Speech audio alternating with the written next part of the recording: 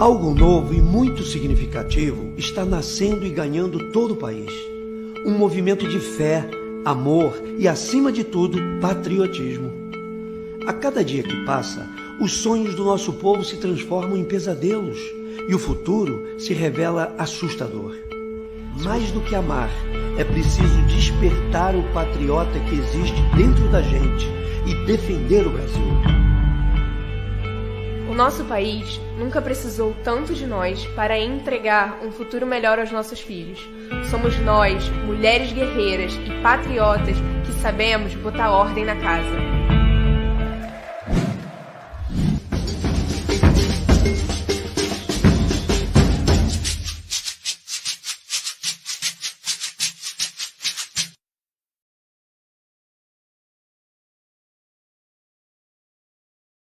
Janeiro, boa noite Brasil, boa noite o mundo, né? Porque quando nós estamos falando do Rio de Janeiro, nós estamos falando para o mundo. Hoje, no nosso debate-papo de todas aquelas noites de segunda-feira, vai ser muito gostosa como tem sido, né? Vai ser muito, como sempre, sem filtro, leve, doce, como são as pessoas patriotas, as mulheres patriotas. E hoje, naturalmente, para nós é motivo de muito orgulho, estamos recebendo em nosso patriota. Calma, gente, é só uma live, mas ele tem até o dia 2 para se filiar ao patriota, né? Boa noite, governador do estado do Rio de Janeiro, Cláudio Castro. Boa noite, presidente Eliane, boa noite a todos que nos assistem. É uma alegria enorme estar aqui, poder bater esse papo, poder falar um pouco sobre o nosso estado, sobre as coisas que estão acontecendo. Uma alegria estar com você aqui, presidente. Muito obrigada, governador. As mulheres do Patriota se sentem muito honradas, as famílias também, porque eu sei que o senhor vem aí numa pegada muito doida de pré-campanha, de tentar melhorar, fazer o nosso Rio de Janeiro voltar a sorrir. Então, quero agradecer muito e fico muito feliz por ser um mês muito especial. Quer dizer, eles inventaram, né, governador, que o mês de março é o mês das mulheres, né? A gente leva isso daí, e aí, começando o mês das mulheres, nós hoje queremos deixar aqui registrado o nosso carinho pela ex-deputada que essa semana veio a falecer, a ex-deputada Sandra Cavalcante, né? E também nós não podemos deixar passar em branco, governador, que hoje completam 4 anos da morte da vereadora Marielle, e é com muito carinho que nós vamos falar também sobre esse assunto. E fico muito feliz, porque eu soube que hoje o governador recebeu os familiares, os pares da vereadora Marielle, para, mais uma vez, mostrar que o governo não está inerte, não está de braços cruzados. E eu sei, governador, que o senhor não vai sossegar enquanto essa pauta não for findada, se possível, no seu governo. É mais ou menos isso, não é, governador? É verdade, presidente. Hoje a gente estava lá com a mãe dela, com a irmã, com a filha, com a viúva, com outro, também com a esposa do Anderson e com o pessoal da Defensoria, advogados, enfim. E estávamos reiterando o nosso compromisso. Eu não sei se as pessoas lembram, mas eu fui colega da Marielle, eu era vereador com ela. A Marielle era uma pessoa muito querida, a gente tinha até diferenças ideológicas, mas ela era uma pessoa no dia a dia muito carinhosa, muito brincalhona, e foi o que eu falei um pouco hoje lá. Esse é um crime duplo, né? Tem a parte penal, a parte realmente que é um crime, que foi um crime bárbaro, mas também tem uma parte institucional muito séria, que é um crime contra uma vereadora eleita no exercício do mandato. Então é um crime que a Polícia Civil tem se debruçado muito. Não podemos esquecer que nós já descobrimos, elucidamos e prendemos os executores. Então, que às vezes a gente fica só se pegando naquilo que não aconteceu ainda. Mas nós temos que lembrar que a Polícia Civil já achou os executores, já prendeu, eles já vão a júri agora, se não me engano, no mês que vem. E agora estamos trabalhando muito para que nós possamos botar também na cadeia os mandantes desse crime bárbaro, dessa execução realmente, que foi a morte da vereadora Marielle Franco. A gente não vai descansar enquanto a gente não elucidar por completo esse crime bárbaro. Eu quero deixar também aqui nossa solidariedade à família do Anderson, né? Nós estamos falando da vereadora Marielle, por ser o mês de março, o mês da mulher, que não é esquecida em mês algum, ao longo dos 365 dias, venho acompanhando a luta de vocês aí, governador, né, do Judiciário, da Polícia, de uma maneira geral, um carinho especial à Polícia Civil e também da família do Anderson. Agora, governador, aproveitando a oportunidade, né, de nós falarmos sobre esse tema, março, qual é o empenho do governo para que as mulheres consigam ficar vivas após terminarem um relacionamento? Por favor, governador, até quando, hein? Em pleno século XX, aí, em pleno 2022, aliás, ainda estamos discutindo isso. Isso é uma pauta longa. Até quando o seu governo vai ajudar essas mulheres maravilhosas sobreviverem quando terminam um relacionamento? Olha, Eliane, eu desde o começo, eu ainda era vice-governador, e o Instituto de Segurança Pública ele já estava embaixo da vice-governadoria. E então eu incentivei muito a confecção de mais um dossiê mulher. Esse ano tivemos outro dossiê mulher. Realmente é um material muito importante, para a gente entender a complexidade do problema, 2, para a gente entender para onde nós estamos indo, e 3, entendemos como a gente vai fazer na prática para que esse crime bárbaro também contra as mulheres não aconteçam mais. Então, a gente tem uma política hoje com a Maria da Penha Guardiões da Vida, da Polícia Militar, também as DEANs, que agora, com o concurso da Polícia Civil, nós vamos ampliar o trabalho das DEANs. São maneiras importantes da mulher, em primeiro lugar, ter condições de fazer a denúncia. E também as casas Daniela Pérez, que é para que a mulher possa procurar um local e ser acolhida e a gente possa cessar, então, com essas agressões, ou agressão física ou verbal. O governo do Estado, com esses 3 grandes projetos, a Patrulha Maria da Penha, Guardiães da Vida, as DEANs, que são as nossas delegacias da mulher, e também as casas Daniela Pérez. Tinha uma promessa de que possivelmente aumentaria o número de DEANs. Hoje temos 14 delegacias de mulheres, parece-me, né? E que o senhor criou alguns grupos com a obrigatoriedade até de um atendimento de 24 horas. Né? Esse projeto, esse carinho, essa atenção que dia desses, reunida com o senhor mostrou-se bastante preocupado, ele realmente vai acontecer, está acontecendo. É importante, o senhor está olhando isso com os olhos do pai, do marido, do filho, do amigo, né, do governador. Esse interesse de aumentarmos os números das DEANs, ela continua como um carinho do senhor com o universo feminino do Rio de Janeiro?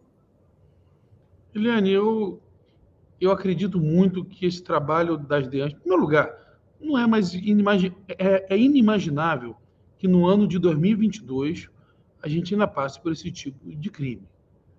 É inimaginável que nessa época da vida, com internet aí, com tudo, com acesso à informação, com a sociedade que deveria ter evoluído mais, e eu falava isso na época da pandemia, com o isolamento social, o quanto a gente tinha que se preocupar mais ainda com essa questão da violência contra a mulher.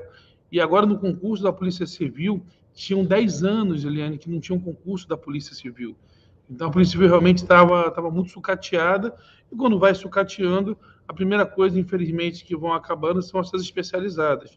Então, as DEANs elas foram sendo diminuídas, ou de tamanho mesmo, ou até o número delas, e agora o governo do Estado visa aumentar, então, o trabalho das DEANs. Tem uma DEAN que é fundamental, que é ali de Campo Grande, que ficava no Rio da Prata, tem uma DEAN em Macaé. Então, temos que aumentar esse número de DEANs, principalmente onde essa mancha criminal ela tem falado. E aí, tem uma questão, é óbvio, todo mundo sabe que eu perdi minha mãe muito cedo, né? Minha mãe faleceu de câncer de mama, eu tinha 4 anos, ela tinha 28, e meu pai se casou outra vez, era minha mãe do coração. mas hoje eu sou casado, eu tenho uma filha de 5 anos, e né, é impossível alguém que ama tanto a esposa, a mãe, a filha, não fazer esse trabalho como a gente tem que fazer. Eu acredito muito nas mulheres e a gente tem realmente que acabar com esse crime bárbaro que é a violência contra a mulher.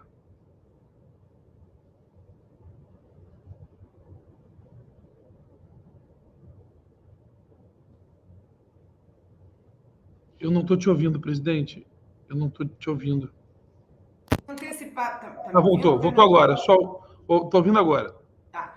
Eu quero deixar claro aqui, governador, e falar para os nossos presidentes, eu quero agradecer a participação dos nossos internautas, dos nossos amigos, pares, porque se você não for patriota por Instituição 51, você é brasileiro, você é carioca, fluminense, e nós aqui. Mas ainda tem tempo, até o governador. Gente, eu estou tentando fazer o dever de casa para o governador se filiar no patriota. Meu sonho de consumo, mas tudo bem, eu vou esperar, quem sabe, né?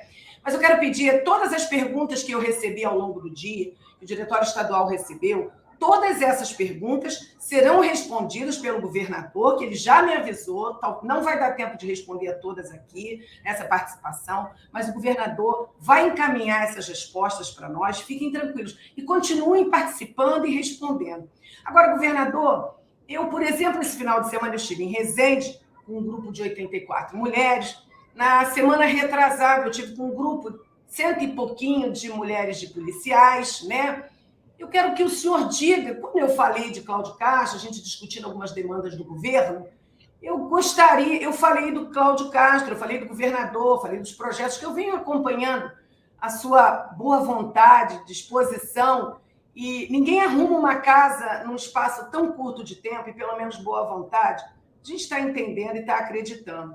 Quem é o Cláudio Castro para esse universo feminino do Rio de Janeiro? Eu gostaria muito. Uma coisa é eu falar, outra coisa é o governador Cláudio Castro, o homem, o amigo, sensível, poder falar a esse universo feminino em ação do Patriota Rio de Janeiro. Claro. Cláudio Castro tem 42 anos, quase fazendo 43, nasceu em Santos, eu nasci em Santos, em São Paulo. Meu pai estava trabalhando numa obra lá, com menos de um ano já viemos para o Rio todo, onde ele era erradicado, e depois fomos morar em Niterói. Em seguida, quando eu tinha em torno de 4 anos, a minha mãe falece, a gente vai morar na Tijuca, ele se casa de novo. Ela já era divorciada, já tinha 2 filhos que foram morar conosco. Montamos uma família muito sólida, família que viveu sempre com muita dificuldade, mas muito, muito unidos. Quando mais ou menos eu tinha ali para 16, 17 anos, me deu uma vontade muito grande de participar de algum movimento, alguma coisa, e a gente tinha então acabado de se mudar para a Barra da Tijuca, e eu até aquele momento nunca tinha feito nem primeira comunhão, e eu entrei na Igreja Católica, para o grupo jovem, tudo. Ali eu descobri uma outra vocação minha, que era a música. Então, montamos uma banda na época. Era uma época muito lá do padre Marcelo Rossi, do padre Zeca, do Deus é 10. Lá eu conheci um grande amigo chamado Márcio Pacheco, que depois se tornaria vereador, e hoje é deputado estadual, líder do governo. Comecei essa caminhada de fé, essa caminhada com música, com palestra, com trabalho com jovens. Em seguida, então, o meu grande amigo Márcio Pacheco se candidata a vereador no ano de 2004, eu o apoio, e em 2005, eu, muito jovem ainda, me torno chefe de gabinete dele. E me tornando chefe de gabinete dele, em 2006 eu me caso com a Analine, que já era minha namorada já há 5 anos. A gente se casa e eu começo então esse trabalho com pautas muito específicas, pautas de pessoa com deficiente, de pessoa em situação de rua, de criança em situação de vulnerabilidade. Como a gente tinha essa questão na Igreja Católica, com a renovação carismática católica, esses trabalhos sociais era o que interessava muito a gente, né? E logo em seguida, em 2008, o Márcio se reelege no ano com com quase 27 mil votos. No ano de 2009, ele vira secretário municipal da pessoa com deficiência. Eu, então, passo a ser assessor especial da secretaria. Ficamos em torno de 10 meses, e aí o Márcio resolve voltar para a Câmara Municipal. Era, então, a primeira gestão Eduardo Paes, no qual eu já conhecia há muitos anos, por causa lá da Barra da Tijuca. E, então, o Márcio volta para a Câmara. Em 2010, ele resolve ser candidato a deputado estadual, é eleito com 39 mil votos.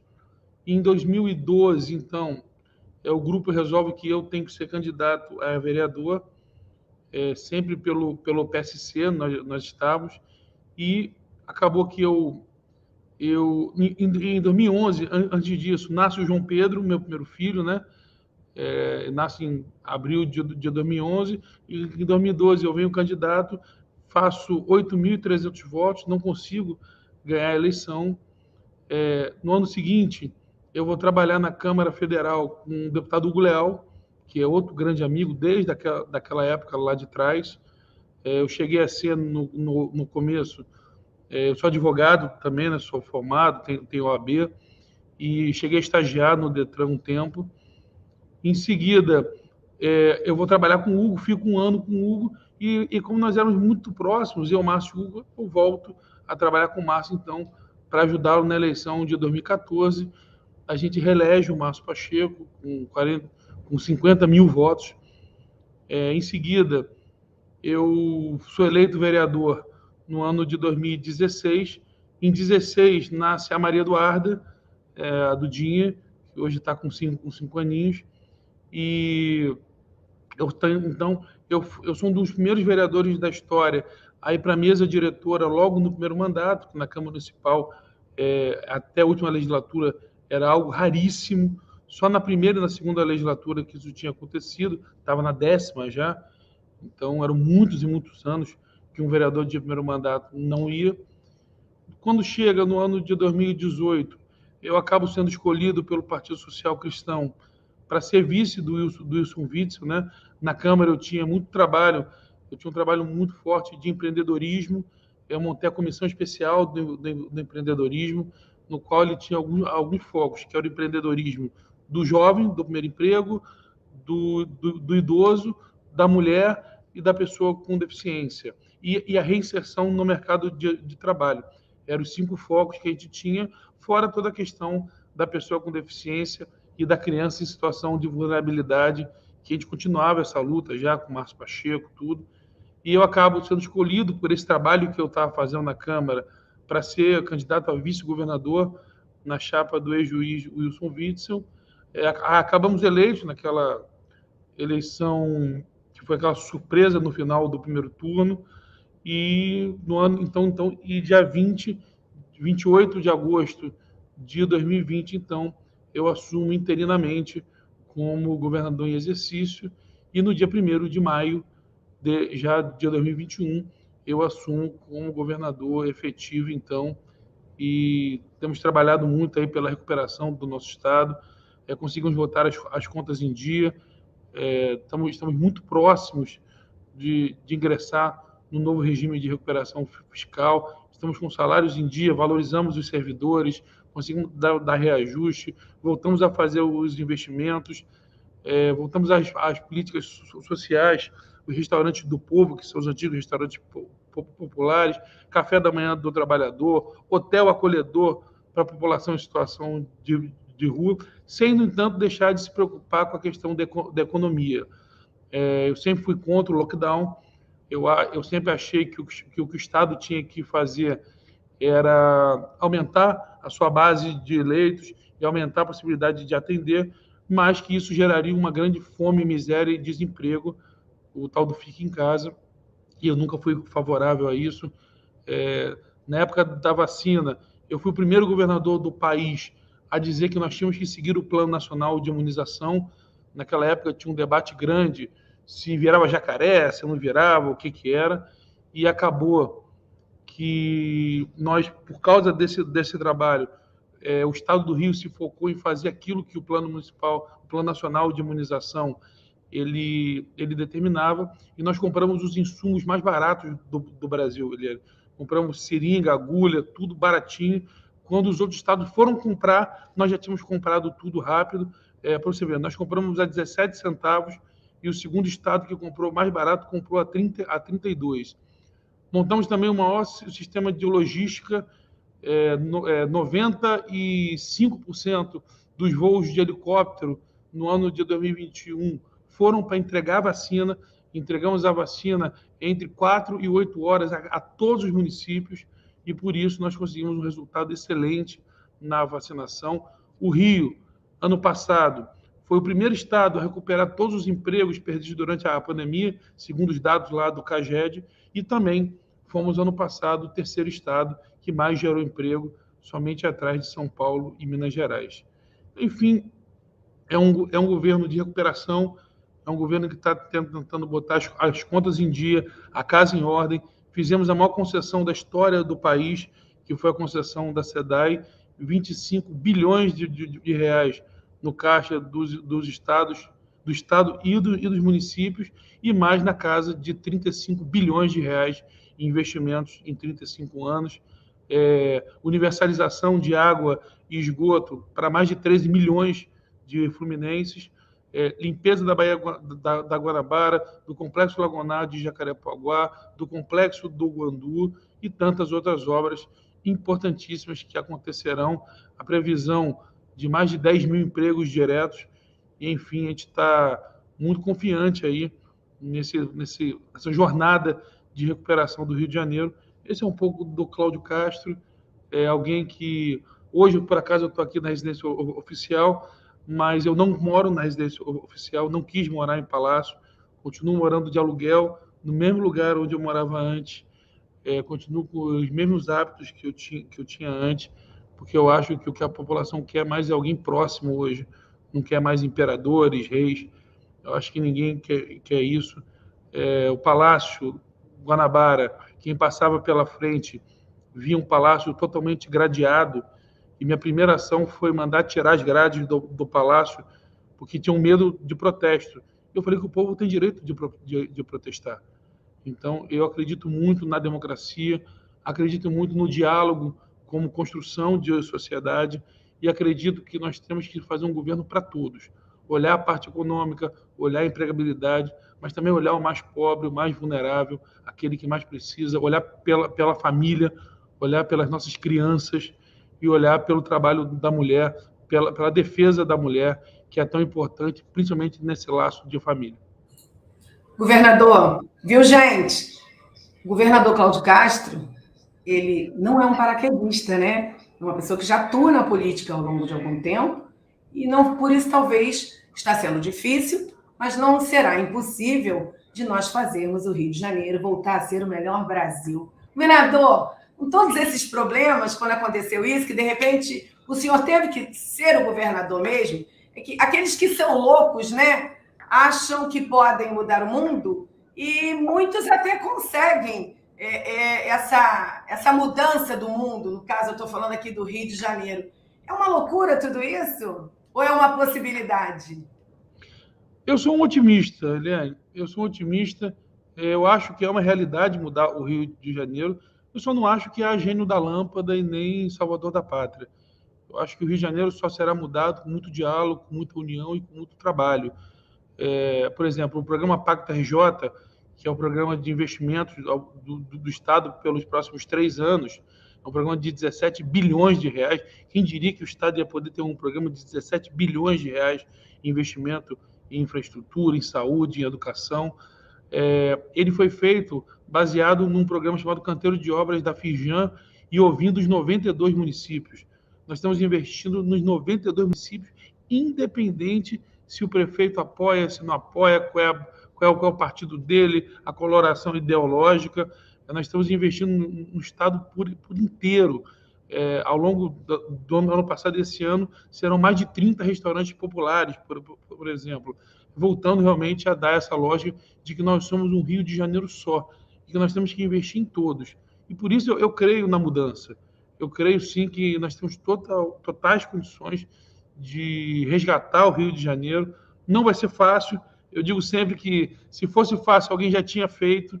Então, é muito trabalho, muita dedicação, mas também eu não tenho dúvida que nós temos condição de vencer essa batalha.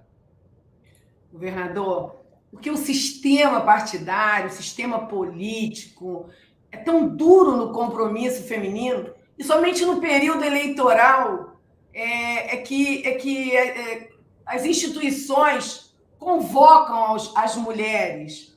Isso não acontece no Patriota. Eu não estou formando clube de Luluzinha no Patriota, não. Eu sou presidente, estou presidente estadual, eu não discuto gênero, eu discuto gente. Mas a gente observa, governador, qual é o seu posicionamento, em relação a... Por que depois não continua essas propostas não continuam, os movimentos, os governos, via de regra, perdoe-me, meu governador, via de regra, escolhem o seu primeiro escalão e lá não estão as mulheres, as loiras, as negras e todas as meninas e colocam sempre sub disso, sub daquilo. Por que o sistema é tão duro com o universo feminino, governador?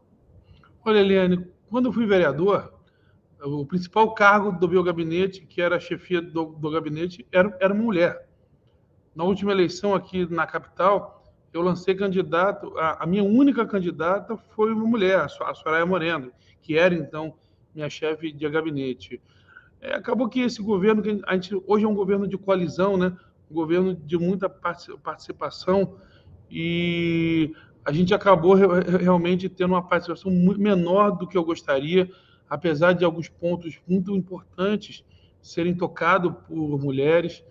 Que eu acho fundamental, que é o Instituto de Segurança Pública, a doutora Marcela, delegada, a Secretaria de Cultura, a Secretaria de Assistência à Vítima, é outra mulher, e eu tenho muito desejo que no próximo período, isso aqui nem é uma promessa não, que eu acho que quem tá sentado na máquina não pode ficar fazendo promessa, tem que executar, mas é uma coisa que eu pretendo no próximo período adequar melhor, que é essa participação maior de mulheres na política e na gestão.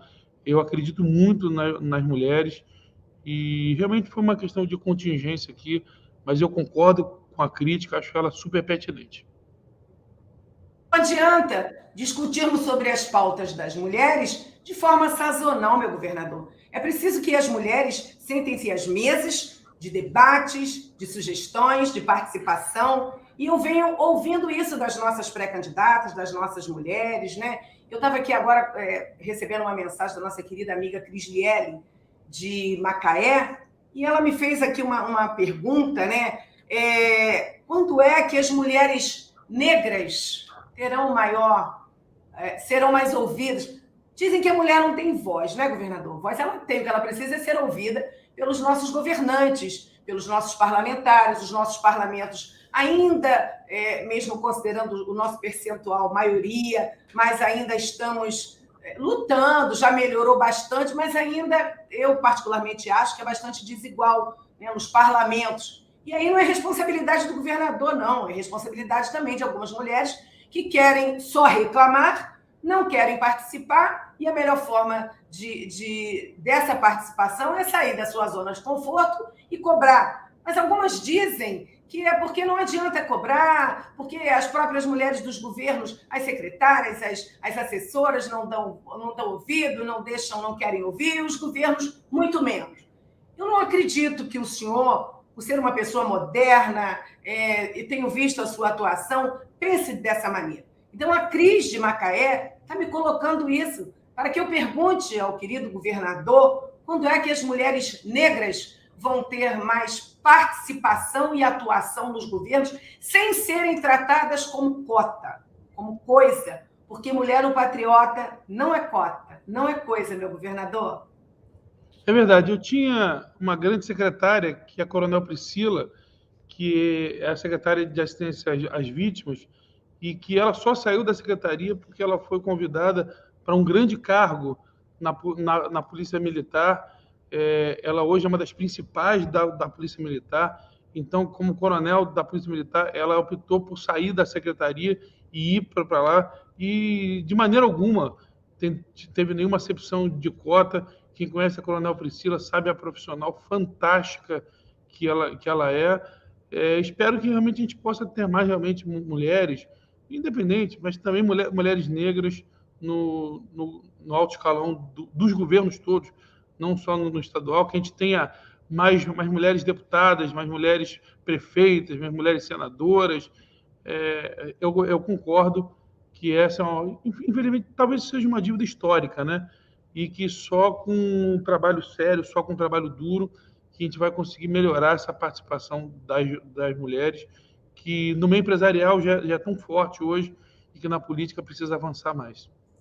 Pois é, o que o senhor falou aí da Priscila, o senhor não falou, inclusive, talvez por esquecimento, falha, que entrou no lugar da Priscila uma outra mulher, não é isso? Sim, a delegada Tatiana. A gente fez questão e mais uma vez, não foi questão de cota, não. Foi pelo trabalho que a Tatiana também já fazia. É importantíssimo, a Tatiana tem feito um trabalho excepcional na secretaria. E, se Deus quiser, aí, no próximo período, a gente vai ter mais mulheres secretárias. Governador, eu fico feliz de ouvir isso do senhor, porque eu sei realmente, eu não estou aqui lhe defendendo, não, tá? Mas até porque, quando o senhor assinar Patriota, eu vou lhe defender, porque eu sou apaixonada, eu sou passional, então eu vou defender mesmo. Mas eu tenho que reconhecer que o tempo é um pouco curto com tantos outros problemas. Nós, mulheres, nós não somos problemas, a gente pode contribuir bastante para algumas soluções. Mas o senhor não faz aquela linha de que quando a mulher é intensa, apaixonada, que leva as coisas... Não sei se o senhor sabe, governador, as mulheres, quando se apaixonam por um projeto, elas se apaixonam mesmo. Não é dinheiro, não é nada disso, é dedicação, é intensidade, é sangue. É preciso, de verdade, que os nossos governos não falemos apenas nas mulheres no mês de março.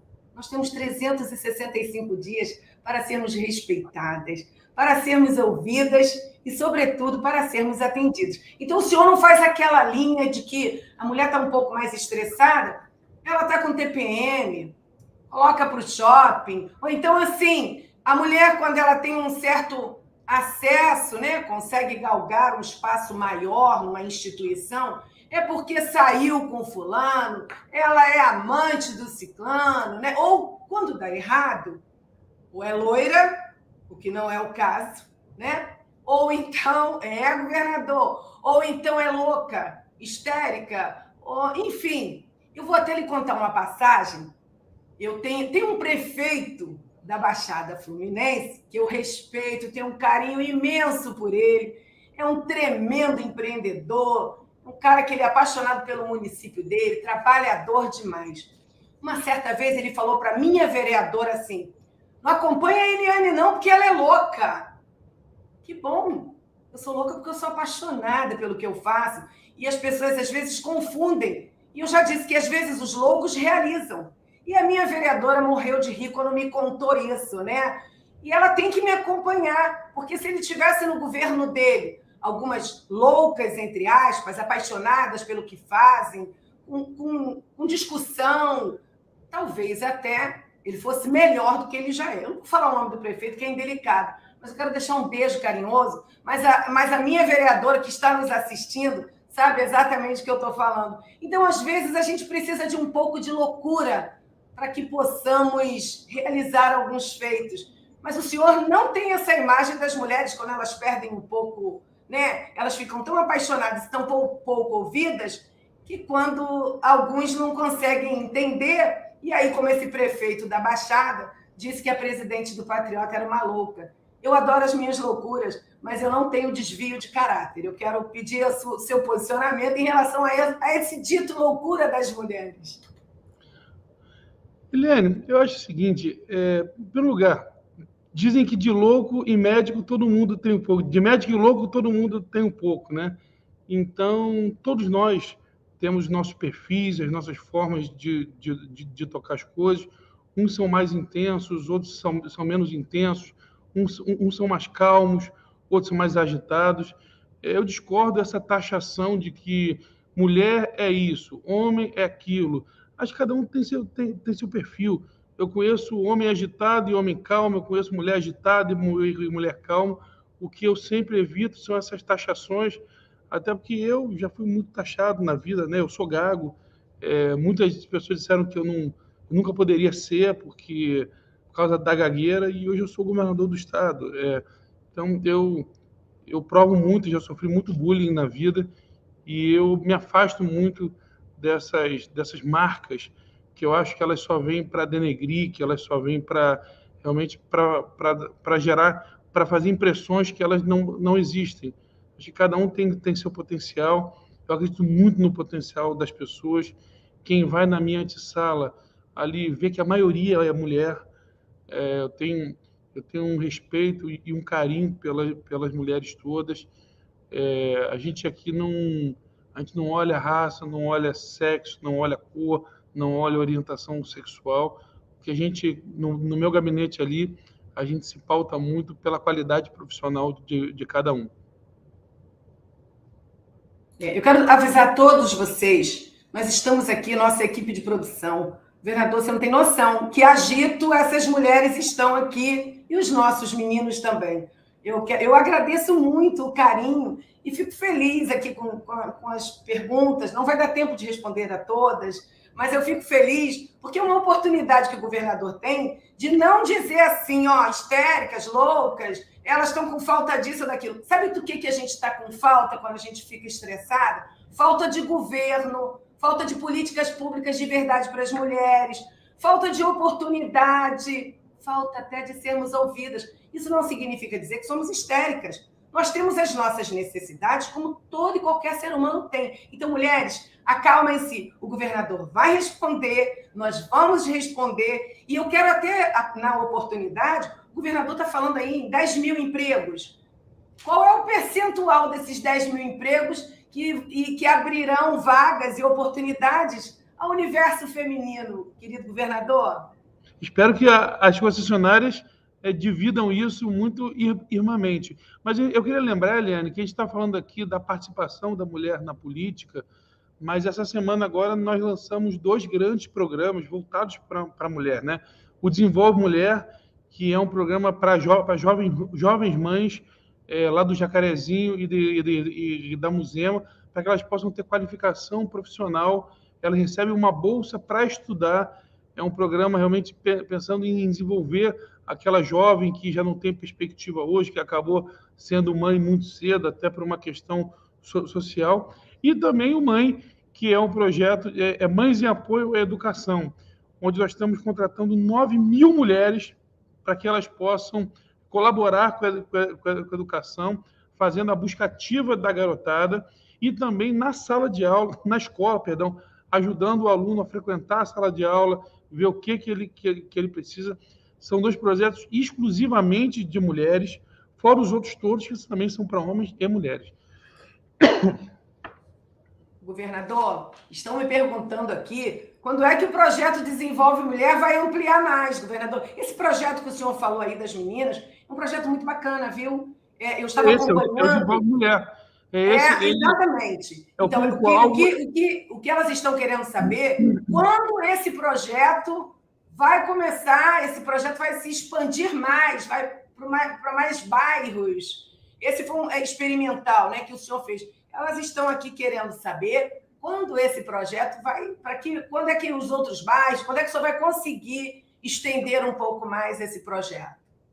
Esse projeto está dentro do arcabouço do Cidade Integrada, né? Que é o nosso novo projeto de retomada territorial. Nós estamos com 2 pilotos hoje, um no Jacarezinho e um na Muzema, e o programa, esse programa de Desenvolve Mulher, ele está dentro do Cidade Integrada. Então, é uma forma também de a gente estar desenvolvendo o potencial dessas mulheres, delas voltarem a ter oportunidade em mercado de trabalho. Eu, enquanto vereador, Eliane, lutei muito pela questão das creches comunitárias, que eu acho que são fundamentais para que as mães possam, mesmo tendo sido mães, que elas possam voltar ao mercado de trabalho. Nós sabemos bem que ser mãe em tempo integral tem que ser uma opção. Não pode ser algo imposto à mulher. Ela tem que ter a condição de ser mãe, ter seu filho, sim, mas ter também, poder continuar com a sua carreira de trabalho. O que a gente defende sempre é que esses estereótipos não sejam coisas assim, a mulher tem que ser mãe. Se não tiver filho, para não ser mãe, para ter carreira, não pode ter filho. Não, por que isso? Ela tem que ter o local certo para deixar na creche, o apoio do pai, pode ser pai ou namorado, se for, enfim, quem quer que, como é que seja a situação familiar, da unidade familiar dela, ter o apoio necessário para que ela tenha opção na vida, que ela possa seguir a vida dela como ela quer, e não como uma sociedade a imponha. Nossa, bacana. Hoje, a maioria dos nossos lares são mantidos pelas nossas mulheres, né? Ou o pai morreu, ou aconteceu alguma coisa, ou separou. O filho sempre é filho da mãe, né, governador? E, sobretudo, com a pandemia, realmente, muitas empresas fecharam e essas mães ficam numa situação muito delicada de mantenedoras de seus lares. Mas essas promessas, eu não estou falando que é o senhor, eu tenho acompanhado alguns de seus projetos em relação às mulheres, são promessas, eu já perdi a conta, né, das creches públicas com qualidade. Não é um lugar para a gente pegar a criança, largar para lá, fica lá, né? Não é isso. Então, mulheres, é importante que a gente cobre mesmo, é importante que a gente participe, sim.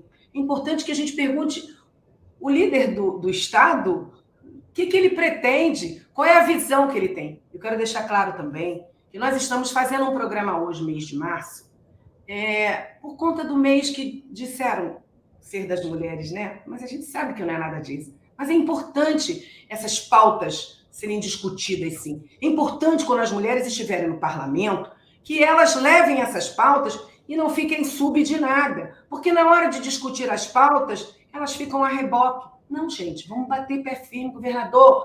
Nós queremos ser ouvidas, sim. As meninas estão me pedindo, governador, uma comissão, para o dia que o senhor tiver oportunidade, de algumas demandas, né? O Gabriel, um dirigente nosso de Teresópolis, mandou perguntar ao senhor governador se tem algum projeto, algum plano para as empresas, isenção, algum benefício para as empresas que contratarem as mulheres que sofreram violência de todo e qualquer modo. Já passou isso pela sua cabeça, governador? Olha, isso é um grande projeto para a gente colocar lá para a Secretaria Estadual de Trabalho e Renda, para que eles possam realmente começar a incentivar as empresas a contratar. Uma legislação dessa, a gente tem que lembrar também que o regime de recuperação fiscal, ele veda algumas isenções. Nós teremos que olhar se não seria vedado pelo regime um incentivo desse, mas se não for, é uma excelente ideia. Eu gosto muito dessa ideia. Com certeza, a gente pode pegar uma deputada aí boa, porreta, e botar ela para dar entrada nesse projeto. E quando já chegou aqui aprovado, eu sanciono. Governador, deixa passar outubro, que você vai ter. O senhor terá as deputadas do Patriota que assim o farão. Então, pronto. O senhor não terá um minuto de paz, mas eu tenho certeza que o senhor vai ter vários minutos de prazer e felicidade quando as mulheres do Patriota ocuparem os parlamentos. O senhor vai falar assim, cara, eu era feliz e não sabia. Então, agora não. E eu entendo também que o Rio de Janeiro passou por um problema sério naquela sua luta da recuperação fiscal, né? A sua luta, a sua briga, vai e volta. Então, eu quero explicar a vocês que não é simplesmente apresentar um projeto, gente. É preciso algumas demandas, algumas questões jurídicas, legais, e nós não podemos fugir à regra e nem à legalidade dos projetos. Um outro participante aqui, olha que barato, governador, os meninos do Patriota participam, né? Isso é muito interessante.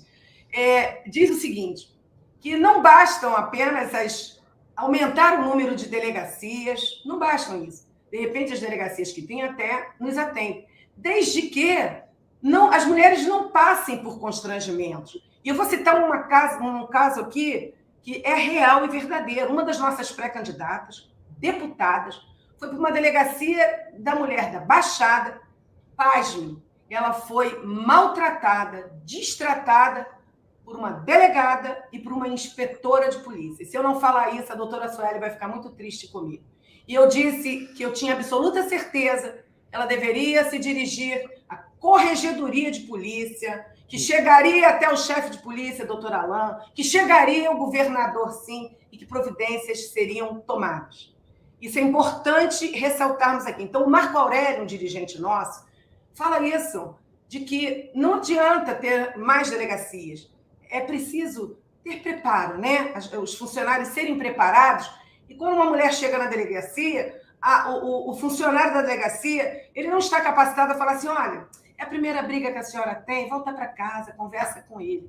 Daqui a pouco essa mulher vai estar sendo estatística. Não é isso que nós queremos. E eu tenho certeza, governador, que não é isso que o senhor quer e muito menos deseja para o seu governo e para as mulheres que compõem o seu estado. Isso é muito ruim. O Rio de Janeiro já vem chorando demais. E essas lágrimas, nós do Patriota, vamos contribuir para que, se essas lágrimas acontecerem, essas mulheres maravilhosas do 51, o senhor vai chorar de prazer, alegria e felicidade. Isso é o que nós queremos poder proporcionar à nossa população. Agora, governador, a gente quer saber... fazer um comentário sobre isso, presidente? Eu gostaria que o senhor falasse sobre isso, sim. Eu tenho a visão que precisa das duas coisas. Precisa realmente de mais algumas delegacias. Esse nosso modelo de batalhão e de delegacia, ele é um modelo mais ou menos de 50 anos atrás, onde a geografia do Estado era outra, onde a incidência de mancha criminal era outra. Você vê um caso do 3º Batalhão de Polícia Militar, ele é um batalhão que compõe 25 bairros. Então, esse novo redesenho da segurança pública, ele tem que acontecer. Ao mesmo tempo que, por incrível que pareça, eu tive com a cúpula da Polícia Civil hoje e eu fiz exatamente essa ponderação, que eu vim recebendo muitas reclamações do atendimento nas delegacias. Eu estava hoje com o secretário Alain e com mais 3 subsecretários deles. E nós, hoje mesmo, já começamos a pensar num programa para retornar aquelas assistentes sociais que faziam o primeiro atendimento nas delegacias. Então, hoje mesmo eu autorizei, em primeiríssima mão aqui, ainda nem é um anúncio isso, mas hoje mesmo eu autorizei a confecção do programa para que a gente possa voltar às assistentes sociais. A ideia é que elas sejam qualificadas pela nossa universidade estadual, inclusive contratadas pela UERJ, para que isso possa ter metodologia, não seja simplesmente o atendimento, cada um atende o seu e pronto. Mas eu vou conversar com o reitor da UERJ, que tem feito em alguns outros locais assim. O Segurança Presente hoje é um programa que tem o carimbo da UERJ, com metodologia de atendimento. O RJ para Todos é outro. E hoje eu propus que nós fizéssemos a mesma coisa com as delegacias, o que foi muito bem aceito pela cúpula da Polícia Civil. E eu não tenho dúvida que esse projeto, hoje mesmo, já foi para começar a ser escrito, desenhado, que a gente possa voltar a dar um atendimento melhor nas nossas delegacias. E por isso eu acho que precisa das duas coisas. Precisa, talvez, de algumas delegacias nos pontos que ainda tem ou sobreposições equivocadas, ou então até mesmo sombreamento, e também precisa de uma qualificação melhor no atendimento, principalmente. Então, meninas, para vocês aí que ouviram em primeira mão, tratem de vazar isso imediatamente. Governador, o senhor falou aí em caráter nacional, então agora aguenta, porque se o senhor ainda não divulgou, é a melhor rede para o senhor divulgar. É em primeiríssima mão, eu falei, é em primeiríssima mão. Hoje eu produzi a confecção do programa. Muito feliz e muito obrigada. Porque é impossível uma mulher chegar para fazer uma ocorrência numa delegacia de mulheres e a delegacia está fechada e não ser atendida.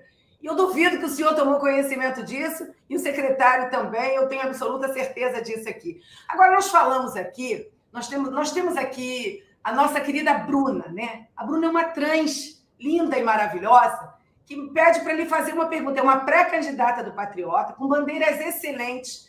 E eu fico muito feliz de ter a participação da Bruna, que ela pergunta quais as medidas de prevenção e combate à violência de gênero, governador. Por favor, fala para a Bruna e para milhares e milhões de trans que são pessoas maravilhosas, que são pessoas que têm direito à vida. E nós, do Patriota, não vamos negar esse direito. nem nós do governo do Estado. O governo do Estado ele não tem preconceito com absolutamente ninguém. A gente abomina qualquer tipo de violência.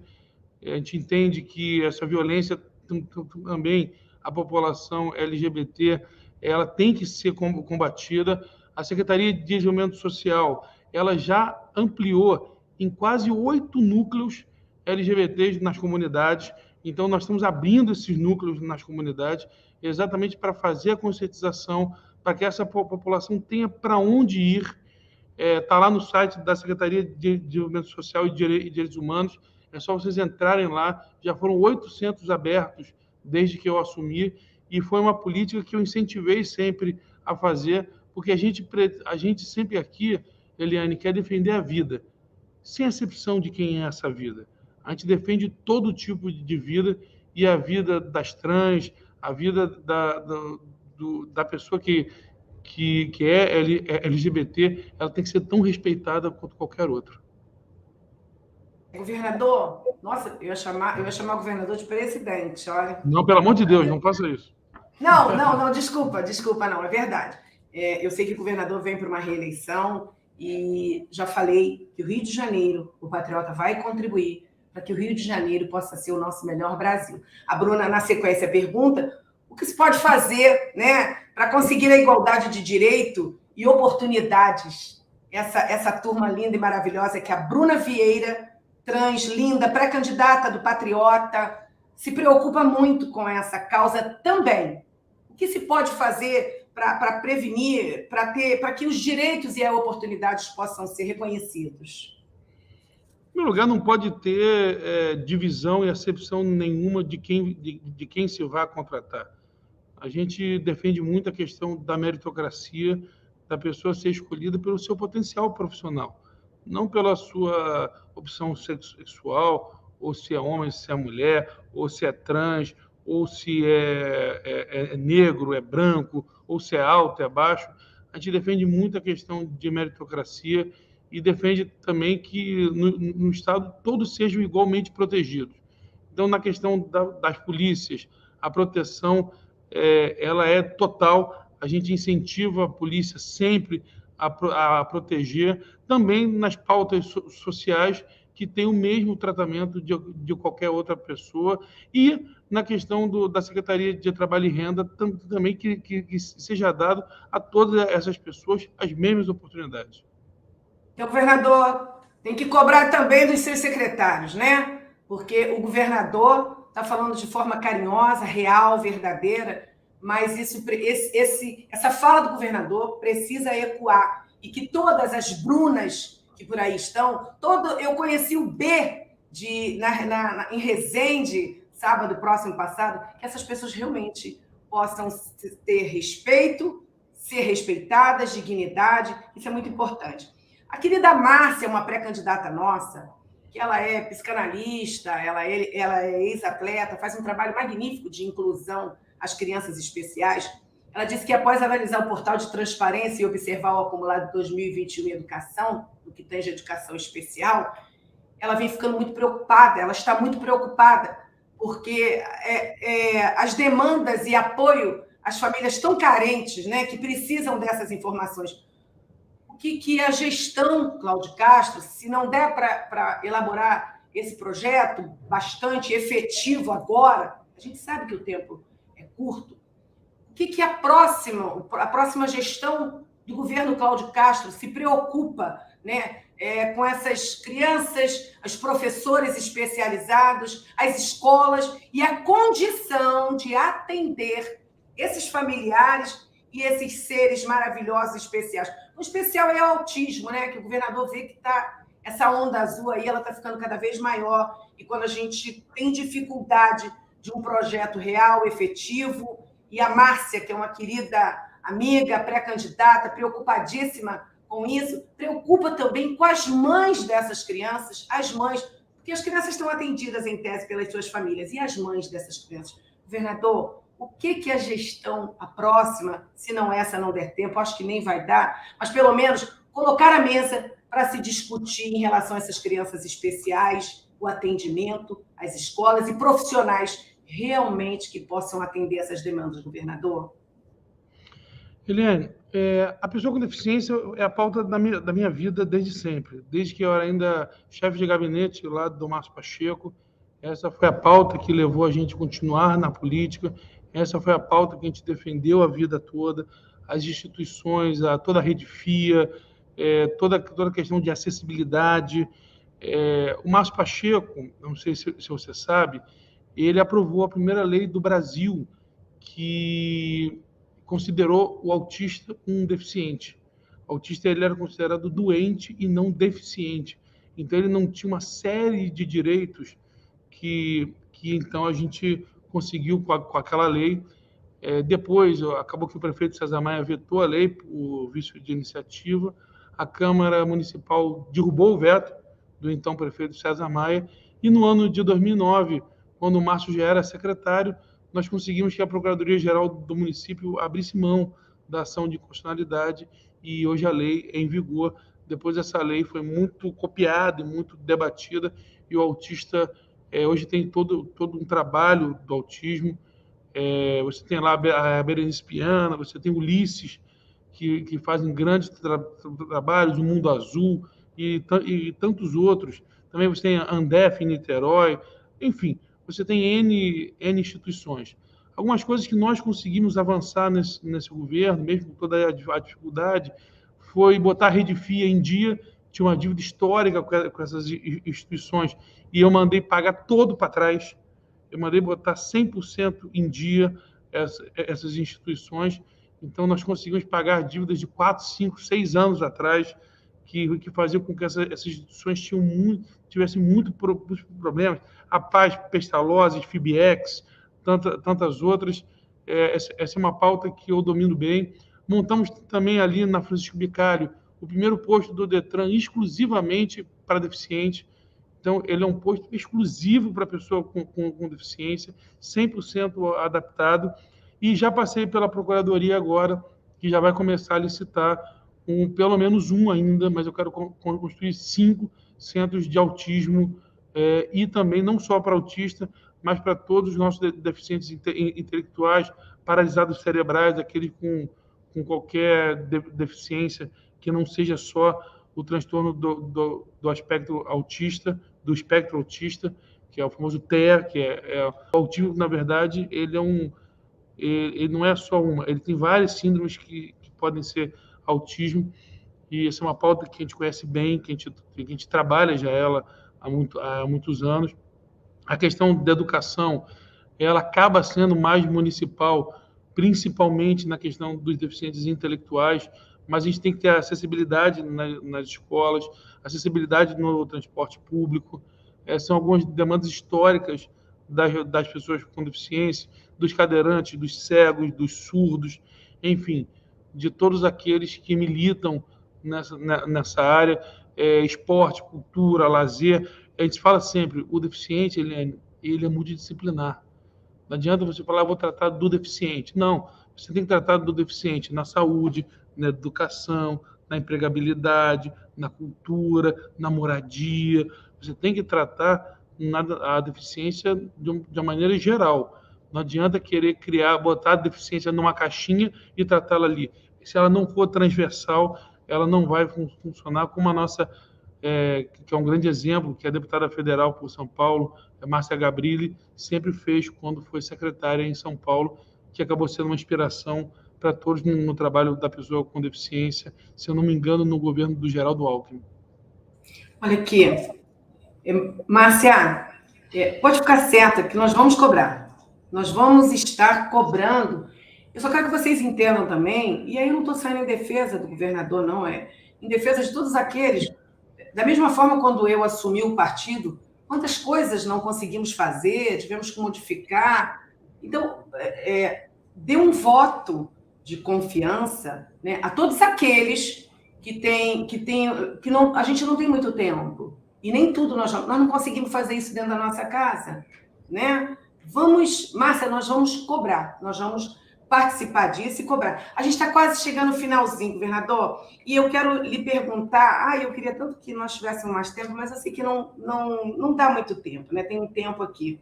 Governador, Qual o projeto do Estado para fomentar a cultura afro e suas raízes, principalmente o samba? Não temos só o samba. O samba é o rótulo, né? São os movimentos. Mas qual é o projeto? O que o governador pretende, né, para fomentar a cultura afro no nosso estado tão lindo, tão rico, tão maravilhoso, tão alegre? Pelo lugar, Eliane, que pela primeira vez na história do nosso estado, nós fizemos um edital da cultura 100% para os quilombolas. Então, nunca tinha tido na história do estado ainda um edital 100% para os quilombolas. A secretária Daniele Barros fez um grande trabalho nos editais. Nós temos a nossa lei de incentivo à cultura, que é a melhor lei do país, porque ela, a pessoa que patrocina, ela se acredita 100%. E nós fizemos uma obrigatoriedade, que é todo aquele que faz um evento na capital, ele tem que também pegar uma parte do recurso e também investir no interior. Então, investir nessas comunidades mais pobres, essas comunidades que realmente precisam da cultura na veia e não transformar a nossa cultura somente nos grandes eventos. Então, o Fundo Estadual de Cultura tem sido usado. Agora, na pandemia, a gente ajudou muito o pessoal do circo, os fazedores de cultura. Estamos com um projeto de cinema nas cidades. E essa questão de universalizar a cultura, não ser simplesmente... Porque o Rio tem essa vocação de grandes eventos, né? Então, a gente não pode cair no erro de transformar nossa cultura só em Rock in Rio, Espanta, Sapucaí e outros grandes eventos que são importantíssimos. Mas a nossa cultura, ela é maior que isso, ela é mais diversa que isso, ela é mais importante, ela é mais social que isso. Então, é um cuidado que o governo do Estado tem hoje de apoiar os grandes mega eventos, apoiar, claro, mas não esquecer que a cultura é feita por gente. E por isso a gente se preocupou muito nesses editais, que não fossem editais que empurrassem os fazedores de cultura só para as ONGs, mas que eles pudessem acessar diretamente o Estado e chegar, ainda mais no ano eleitoral, a gente sabe que às vezes a coisa não funciona como a gente gostaria. Então, a Daniele Barros está fazendo um excelente trabalho e eu estou muito feliz com o trabalho dela. A gente está vendo muitos artistas reconhecendo que o Estado do Rio de Janeiro tem evoluído. Aqui no Palácio Laranjeiras, eu já recebi toda sorte de artistas. Eu recebi a Ludmilla, eu recebi a Alcione, eu recebi o Alexandre Pires, eu recebi N artistas para que a gente pudesse realmente conversar com essa turma. O Jorge Aragão vai vir aqui. Falei com o Zeca Pagodinho no telefone esses dias e todo mundo hoje está acreditando e está vendo que esse trabalho da cultura, essa democratização da cultura, ela já tem acontecido hoje. A gente vai incentivar muito mais nos próximos períodos. Eu quero deixar um beijo aqui para o meu vereador, meu amor, meu líder, que ninguém me tira, né? Que é o vereador Huguinho de Seropédica. Senão o Dinho também vai ficar reclamando. Dinho, nosso presidente da Câmara do Patriota de Volta Redonda. A querida e linda vereadora Delza de Oliveira. O senhor falou na Ludmilla. A gente tem conversado bastante com a Silvana, mãe da Ludmilla, sobre esses projetos, inclusive, aí de preconceitos, essas agressões, essas violências que todas as pessoas vêm sofrendo, né? Agora, governador, o Patriota, nós estamos chegando bem no final. Já levei uns puxões de orelha aqui, o Rodrigo Abel já deve ter dado outros puxões de orelha aí, não tenho dúvida alguma disso, né? Eu quero agradecer aqui, inclusive, ao doutor Alexandre, secretário de Saúde, que é um fofo, uma pessoa super agradável, que não vê se é desse ou daquele partido, se é do partido do governador ou não. Tem nos dado bastante atenção, viu, governador? Muito obrigada. O Patriota, ele tem dentro das suas ideologias, nós falamos aqui, né, sobre... Nós éramos Partido Ecológico Nacional, né? No que tange ao ecoturismo no Estado, o que o governador pensa em relação a esta pauta? E, lamentavelmente, a Márcia também até comentou sobre isso, poucas punições vêm acontecendo, né? Esses desmandos, as devastações, enfim. O que o governo do Estado, Cláudio Castro, pensa em relação a essa pauta do ecoturismo? Eliane, nós temos trabalhado muito.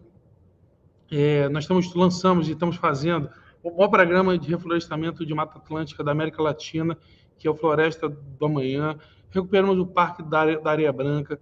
Ano passado, nós gastamos mais de 200 milhões de reais em limpeza de rios e córregos, também pela questão do plano de contingência das chuvas. Nós sabemos o quanto é importante para não ter enchente, mas também é importante para o nosso ambiente, né? A concessão da SEDAI, ele vem trazer talvez a maior ação, que é a limpeza total da Baía de Guanabara e dos seus afluentes. Ele tem por obrigação contratual acabar com todo o esgoto jogado na Baía de Guanabara, também no complexo lagunar de Jacarepaguá, que é lindo e que, infelizmente, está completamente assoreado hoje, e também o complexo do Guandu, na Baixada Fluminense, que traz água para grande parte da população do nosso estado, principalmente da nossa região metropolitana.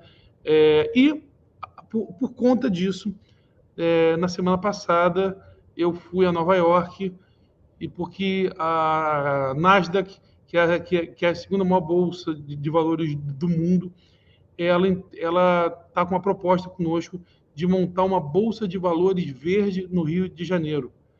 Vai ser uma bolsa de crédito de carbono e de projetos de sustentabilidade.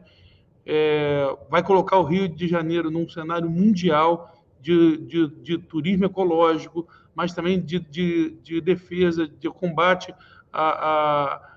ao desmatamento, combate à questão da camada de ozônio, de proteção e tantos outros, gases emissores. A gente está conversando, várias empresas de ônibus elétricos estão vindo para o Rio de Janeiro hoje. Energia limpa, o Rio, felizmente, ainda ele tem uma vocação muito forte no óleo e gás, mas que a gente sabe que é uma indústria extrativista. Então, tem que ter esse outro trabalho. A gente não pode esquecer que a gente tem a maior floresta urbana da América Latina, que é a Floresta da Tijuca, e que está sendo preservada. Enfim, o Rio de Janeiro dando um exemplo para o mundo inteiro, que dá para desenvolver, mas se preocupar com o ambiente. E quando você se preocupa com o ambiente, você ganha toda essa questão do turismo ecológico. Grande parte da Europa hoje, ela viaja buscando o turismo ecológico. Então, quando você trabalha em prol desse turismo ecológico, você também está trazendo riqueza, você está trazendo divisas, impostos, empregos. É uma pauta fundamental que o governo do Estado está 100% dentro dela. O que eu acho bacana é que quando nós falamos do ar, né, da fauna, da flora, do nosso verde, nós estamos falando de saúde preventiva, estamos falando de geração, inclusive, de empregos. É muito importante. O governador tem umas coisas assim que eu acho bastante interessante no senhor, é que o senhor vem assumindo responsabilidade, e aí não tem jeito, porque o líder não é uma ilha, e tem que assumir mesmo, de que o senhor não responsabiliza, eu quero deixar isso claro. Não, mas não é no meu governo, não foi no meu governo que isso aconteceu, isso já vem acontecendo em governos passados, que vem mesmo. Rio de Janeiro é uma vergonha, vem acontecendo em governos passados, né? Eu acho bacana, o senhor está matando no peito, é o senhor que está sentado na cadeira e é o senhor que tem que resolver. Pronto e acabou. Eu acho isso responsabilidade, comprometimento e a oportunidade de falar a todas essas famílias que o senhor não é Deus, não é o gênio, mas que o senhor tem noção do compromisso, da necessidade e se o senhor tiver a oportunidade de resolver esses problemas, eu não tenho dúvida. Via de regra, quando a gente discute alguma coisa, não foi no meu governo, não fui eu que fiz, foi essa guerra de vaidade política, de discussão, está gerando tanta confusão e não gera esclarecimento. Então, eu acho muito bacana essa sua colocação em relação aos problemas que existem. O problema é seu, o problema é meu, o problema é nosso, né? E o senhor que trate de resolver, porque quem teve a oportunidade não fez. Agora o senhor vai tentar fazer, que talvez o senhor esteja precisando um pouquinho de compreensão da nossa sociedade. É mais ou menos isso? Ou eu estou falando bobagem? Olha, eu queria te agradecer essa fala, porque é uma decisão dura essa que eu tomo de assumir. Às vezes sou criticado por ela, Às vezes amigos falam, olha, mas não foi você está assumindo algo que não é seu. Da mesma forma que eu também não deixo nenhum secretário meu, presidente de autarquia, dizer que isso ou aquilo é culpa do município. Eu sempre digo que se a gente sabe que tem um problema e não é culpa nossa, a gente tem que ir atrás de quem pode ajudar e oferecer ajuda. E é uma postura que o nosso governo tem, até por ser um governo de coalizão, um governo de diálogo, de assumir aquilo que é a nossa missão. Aquilo que é a nossa missão. Tem uma historinha muito rápida aqui, tenho um carinho enorme pelo padre Fábio de Mello, e uma certa vez estávamos eu e o Márcio Pacheco na Canção Nova, e o padre Fábio de Mello estava batendo um papo com a gente, e chegou um garoto e falou assim para ele, padre, como é que eu mudo o mundo? E o padre olhou para ele e falou assim, mole, arruma a tua cama. E a gente ficou olhando para ele, Márcio com cara de bobo, garoto, ninguém entendeu nada, o garoto saiu. E quando ele saiu, ele falou assim, a gente olhou para ele e falou, dá para explicar que teoria é essa? Ele falou, simples, quando eu era pequeno, todo dia eu acordava, ia no banheiro, ia direto tomar café. E a minha mãe entrava no meu quarto e olhava e fazia assim, ó. E aquilo foi me incomodando. E um dia, antes de ir quando eu saí do banheiro, eu voltei rapidinho e só joguei a colcha por cima, nem arrumei muita coisa, não ajeitei ali e fui. E quando eu olhei lá, eu fiquei olhando, ela entrou no meu quarto e fez assim, ó. E ali eu entendi que eu mudei o mundo dela. Só se muda o mundo fazendo aquilo que é nossa responsabilidade de fazer. E são pequenas coisas. Às vezes a gente acha que mudar o mundo é fazer o grande, o gigante. Mudar o mundo é fazer aquilo que é você que tem que fazer. Que se você não fizer, outro vai ter que fazer, ou então não vai ser feito. Você muda o mundo das pessoas quando você cumpre aquilo que é a sua missão. Governador, eu quero muito aqui agradecer aos mais de 1000 comentários aqui. E eu tenho que reconhecer que, em sua grande maioria, o universo feminino em ação, governador, olha com carinho para essas mulheres que são maravilhosas, que amam demais, histéricas ou não, apaixonadas ou não, mas todas com uma função junto a mim, que sou mais uma dessas mulheres que estão aí buscando, que nós vamos fazer o Rio de Janeiro voltar a sorrir, que novos ventos soprarão para o Rio de Janeiro, e que esses ventos, no meio desses ventos, existem umas tempestades, e as tempestades são absolutamente fêmeas, apaixonadas. Governador, peça ao seu governo, ao seu secretariado, aos seus pares, que olhem de verdade para todas essas mulheres, que não basta ser uma cidade maravilhosa, com tantas mulheres violentadas, com tantas mulheres sem a oportunidade. Eu quero parabenizar, deixar um nosso carinhoso abraço a toda a população de Petrópolis, e que amanhã essa missa que estará sendo realizada, esse gesto seu, essa atitude sua, bacana, independente de credo, de cor, de raça, time de futebol, eu espero que o governador seja realmente um vencedor. Ele tinha que ser tricolor, né, gente? Mas eu sei que ele não é tricolor, né? Mas tudo bem. Mas que amanhã essa missa estará sendo realizada na Casa do Povo, que é o Palácio, né?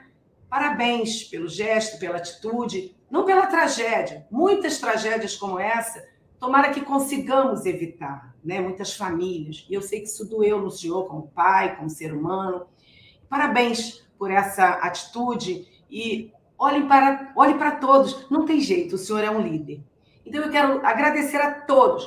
Eu sou mãe de policial. Não poderia deixar de falar para os nossos policiais. Eu tenho aqui mais de duas folhas de perguntas. Eu não tive tempo de fazer, mas eu quero marcar com o governador e vou entregar isso em mãos. Vocês aí, caveiras, tropa de elite, osso duro, que ninguém vai roer, a todos os policiais, a todas as delegacias, a todos esses funcionários públicos brilhantes que têm a função de ter segurança, porque são eles que nos dão a segurança. Estejam certos.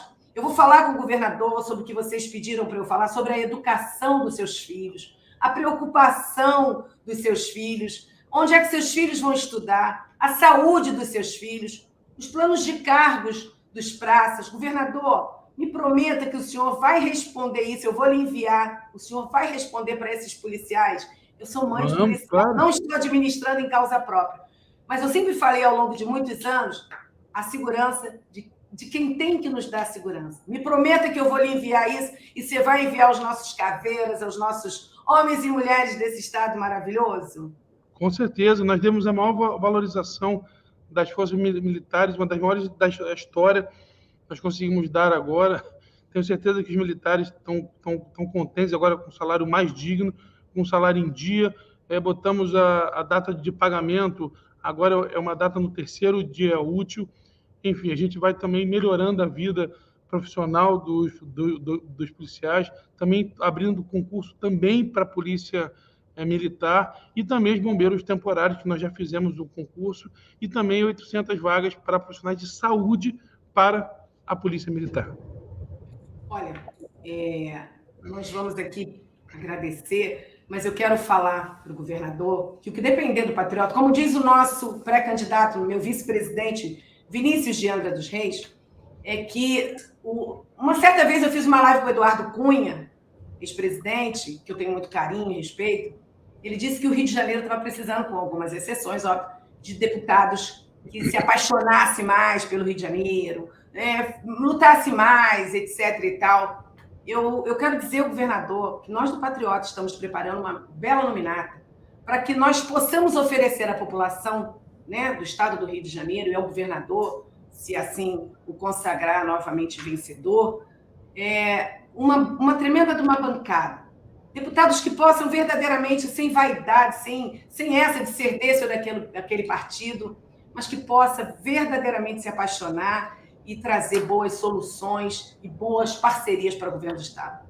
Governador, eu quero aqui pedir as suas considerações finais, agradecer a todas essas pessoas que estão ligadas aqui esse tempo inteiro, dizer às nossas mulheres, aquelas que ainda não conheciam o Cláudio Castro, fiquem tranquilas, nós vamos marcar uma outra live para o Cláudio Castro cantar para essas mulheres. Hoje não vai dar mais tempo, mas o governador, ele é um apaixonado pela cultura, pela música, pelas pessoas.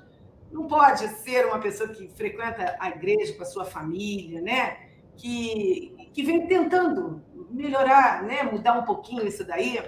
Eu quero que o senhor deixe aqui as suas considerações. Eu quero que o senhor fale para essa população patriota de ser, né? Que o 51 é uma grande ideia e que o senhor, então, deixe aqui... É uma grande ideia, viu? Que o senhor... Boa ideia é outra coisa, aqui é uma grande ideia, tá? Que o senhor deixe aqui o seu carinho às nossas mulheres, aos nossos homens, às nossas famílias, aos nossos jovens. Nós estamos perdendo os nossos jovens de uma forma muito triste. Nós vamos falar sobre isso num outro momento. Mas que o senhor faça as suas considerações. Os meninos vão entender que é o mês de março. No dia 1º de abril, nós vamos comemorar o Dia dos Homens. Mas que hoje o governador vai deixar aqui um carinho especial a todas essas mulheres que não conheciam o Cláudio Castro, que também não conheciam algumas coisas que estão acontecendo, porque até para divulgar institucionalmente as benfeitorias para as mulheres, eles estão perdendo tempo. Fala, meu governador. Presidente Eliane, todos amigos patriotas, queria agradecer a oportunidade de estar aqui falando para vocês poderem estar me conhecendo um pouquinho. Sabemos que há muito que se fazer pelo Estado ainda, há muitas mazelas. Eu digo uma coisa sempre, eu queria repetir para vocês aqui, que o nosso Estado perdeu uma coisa que é muito preciosa e muito importante, que é uma palavrinha que diz muito na nossa vida, e principalmente aquele que é vocacionado à vida pública, que é a credibilidade. Infelizmente, durante um tempo, nosso Estado perdeu a credibilidade. Credibilidade com a população, com a imprensa, perdeu a credibilidade das pessoas acreditarem que uma vez prometido, algo ia acontecer, que o que era dito era verdade.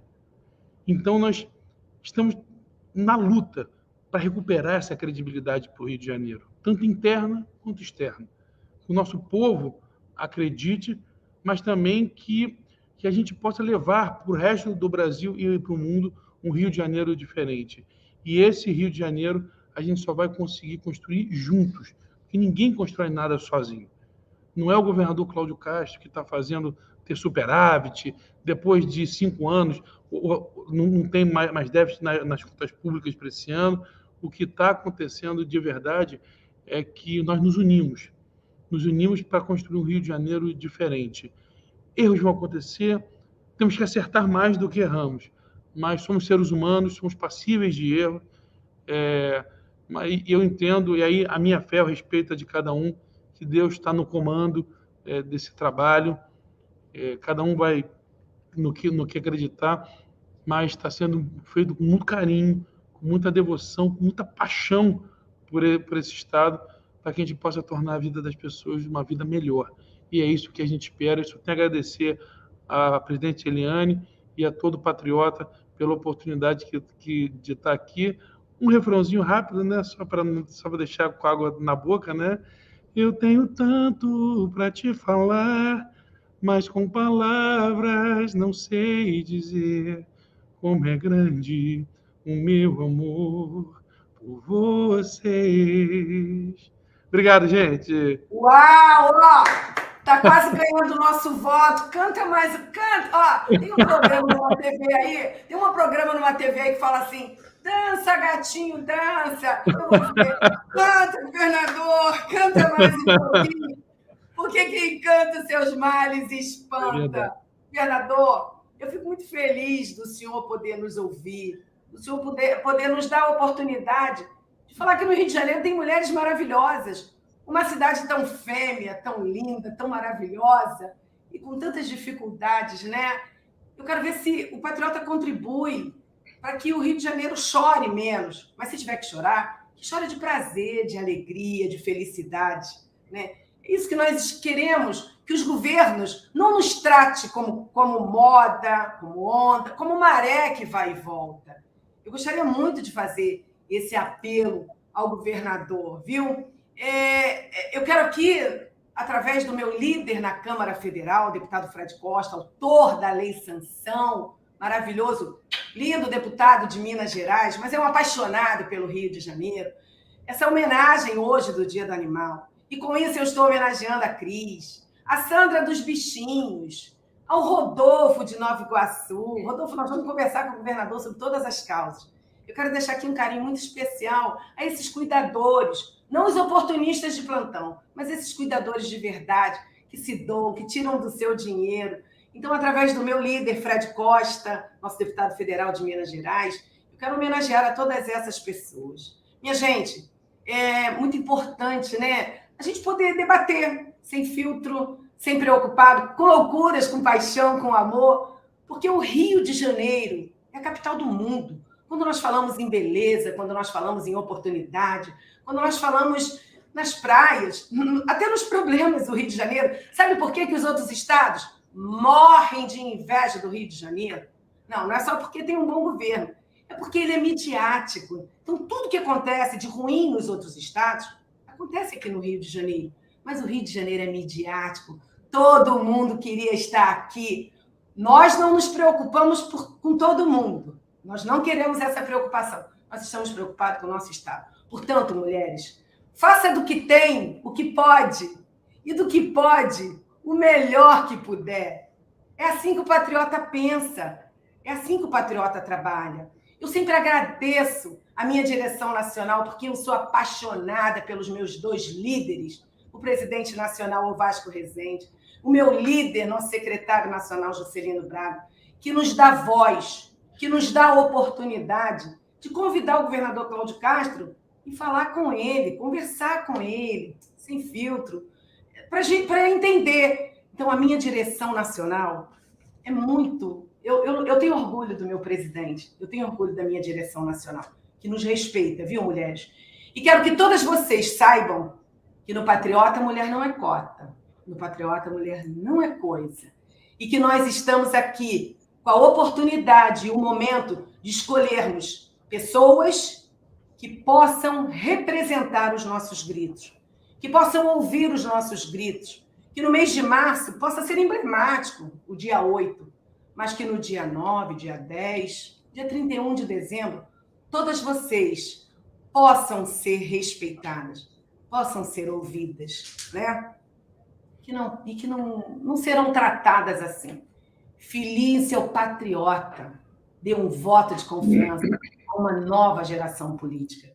E que novos ventos possam soprar para o Rio de Janeiro. Sou carioca, sou patriota. Rio de Janeiro, a nossa causa. Patriota, a nossa casa. Boa noite, Rio de Janeiro. Até daqui a pouco, quando o nosso trabalho vai continuar. Beijo em todos vocês. Governador, carinhosamente, um beijo para você, toda a sua família, e o Rio de Janeiro voltará a sorrir. E não tenho, sem sombra de dúvida, será sempre a capital do mundo. Boa noite a todos vocês. Boa noite, gente. Obrigado pelo carinho.